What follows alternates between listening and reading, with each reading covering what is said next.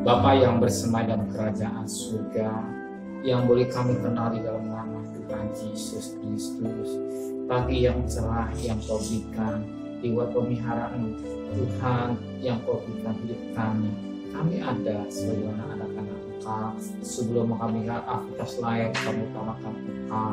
Mengadakan mesbah keluarga, mesbah pribadi, dan kami boleh naikkan pujian penyembahan. Kami naikkan doa syafaat, dan lebih pada kami rindu mendengarkan firman. Roh Kudus berapi hamba-Mu, Roh Kudus berapi kami yang mendengarkannya. Firman-Mu menjadi berkat buat kami. Amin. Shalom pagi.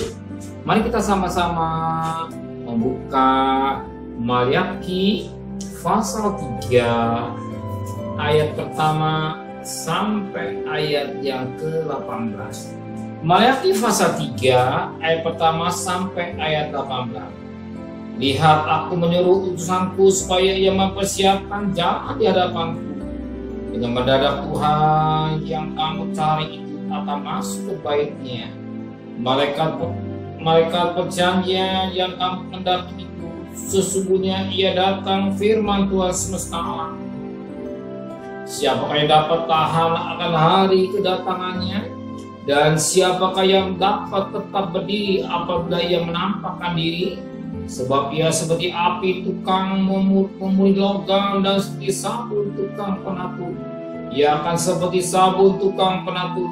Ia akan duduk seperti orang yang memulihkan dan mentahirkan perak, dan ia mentahirkan orang Lewi, menyucikan mereka seperti emas dan seperti perak, supaya mereka menjadi orang-orang yang mempersembahkan korban yang benar kepada Tuhan.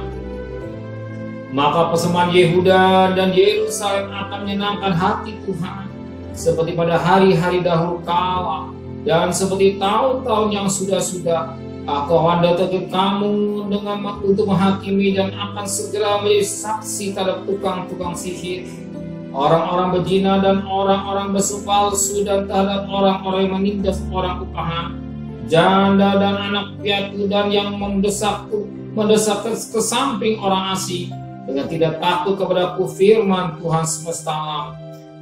Bahwasanya aku Tuhan tidak berubah, dan kamu Bani Yakub tidak akan lenyap. Sejak zaman nenek moyangmu kamu telah menyimpang dari ketetapanku dan tidak memiharanya.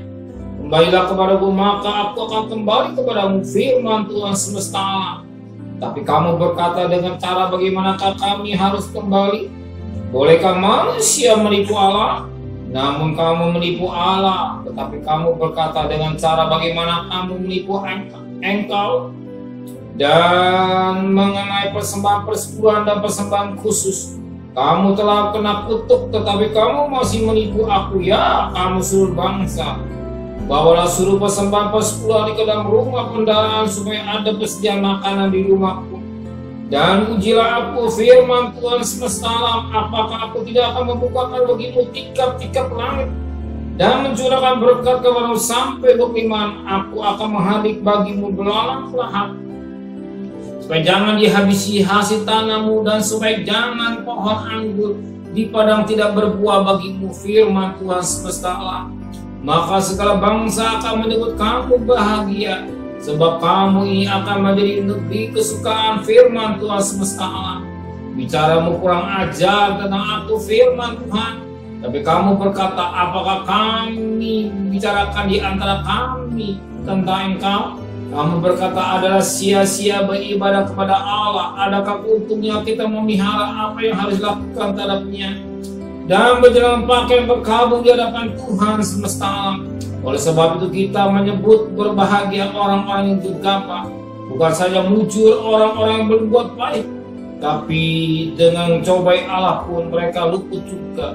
Beginilah berbicara satu sama lain orang-orang yang takut akan Tuhan. Tuhan memperhatikan dan mendengarnya, sebuah kitab peringatan ditulis di hadapannya bagi orang-orang yang takut akan Tuhan dan bagi orang-orang yang menghormati namanya.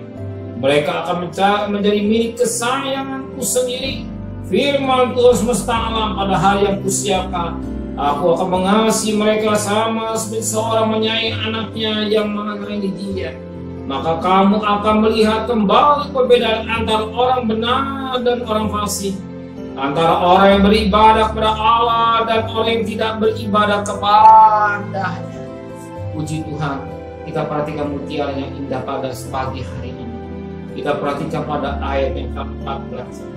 Kamu berkata adalah sia-sia beribadah kepada Allah.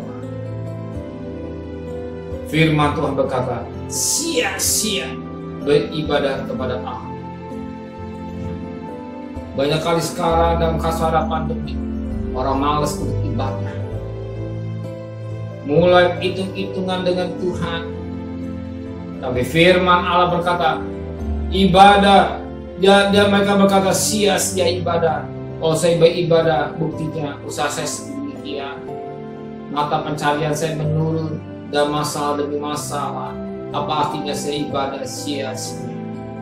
Tapi firman Allah berkata pada ayat 18, maka kamu akan melihat kembali perbedaan antara orang benar dan orang fasik, antara orang yang beribadah kepada Allah dan orang yang tidak beribadah kepada Allah. Tidak ada perbedaan. Orang yang beribadah kepada Allah dan orang yang tidak beribadah Allah pasti ada bedanya. Sekalipun harus menghadapi tantangan demi tantangan, persoalan demi persoalan, tapi satu perkara, Tuhan tidak tinggalkan. Ya, Tuhan tidak tinggalkan.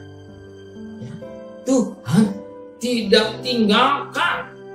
Ya, tidak tinggalkan. Sebab namanya beribadah, namanya anak dengan Bapa bertemu selalu. Maka apakah Bapa membiarkannya? Tidak. Pasti Bapa memperhatikannya. Dan pasti juga menyayangi anaknya yang datang kepada dia. Maka apa? Sebab ayat 17, mereka akan jadi milik kesayangan Tuhan sendiri. Firman Tuhan semesta alam, pada hari yang kusiapkan aku akan mengasihi mereka sama seperti seseorang mengasihi anaknya yang melayani dia. Pasti ada beda. Orang yang beribadah kepada Tuhan dengan sungguh-sungguh pasti tidak mungkin. Ya, kalau anak itu datang selalu kepada bapaknya, dan anak selalu menghampiri bapaknya, dia selalu mencari bapaknya setiap saat, dan bapak yang tahu, yang mengasihi anaknya, dia tahu kebutuhan anaknya juga. Sekalipun dalam suasana sulit, suasana pandemi, dia juga akan memperhatikan. Maka firman Tuhan kata pada ayat 8, kamu akan melihat perbedaan antara orang yang beribadah dan mereka yang tidak beribadah. Pasti berbeda, tak mungkin. Ya, pasti ada. Maka dikatakan menjadi sayang. Mazmur 103 ayat 13, jadi Bapa sayang kepada anaknya, demikian Tuhan sayang kalau mereka yang takut Tuhan. Berarti kita jadi kesayangan Bapa.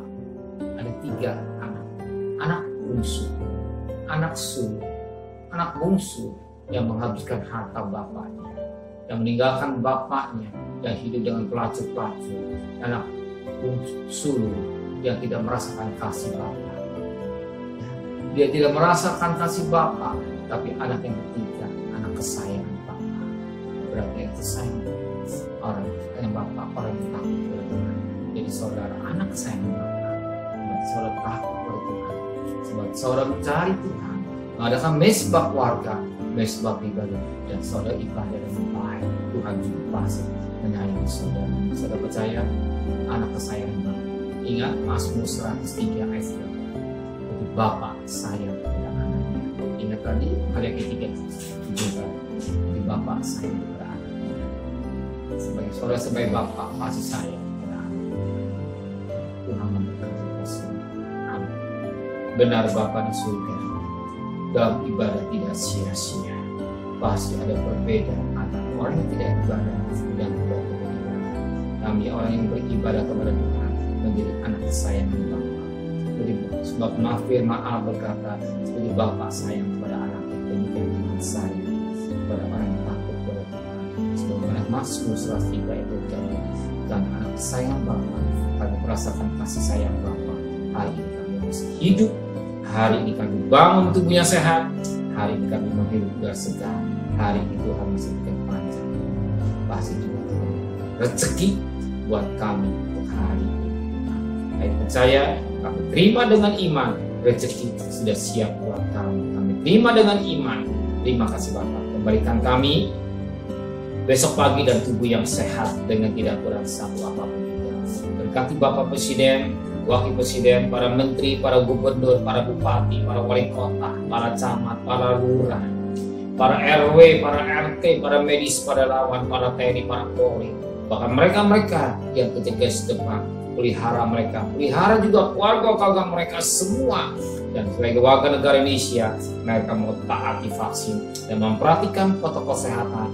Dan lebih Tuhan, kami mohon belas kasihan-Mu yang meninggal semakin berkurang, yang sakit semakin berkurang, tapi yang sembuh semakin banyak. Terima kasih Bapa di surga. Dan kekasih, terimalah berkat nikmat dari Allah Bapa, cinta kasih sayang dari Tuhan Yesus Kristus, dan berkat Roh Kudus dari saudara hari ini sampai Maranatha Tuhan Yesus datang. Yang cinta Dia katakan amin. Tuhan memberkati.